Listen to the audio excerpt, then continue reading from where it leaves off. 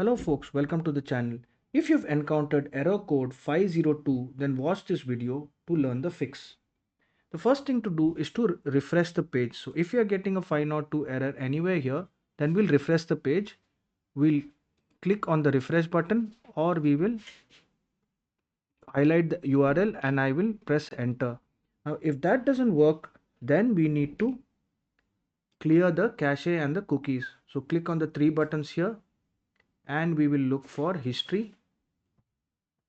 Click on the history button here, click on delete browsing data, and then we will select the time range as all. And we will make sure all these boxes are ticked and we will click on clear now.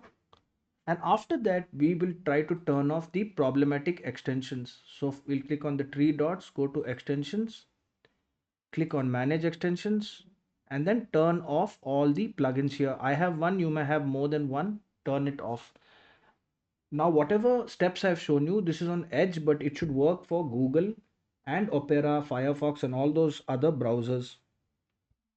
Now, after you do this, just switch off the browser or close the browser and open it again. And then you should be able to load the file normally without the error. If this video helped you, then please subscribe to the channel. Enjoy your day.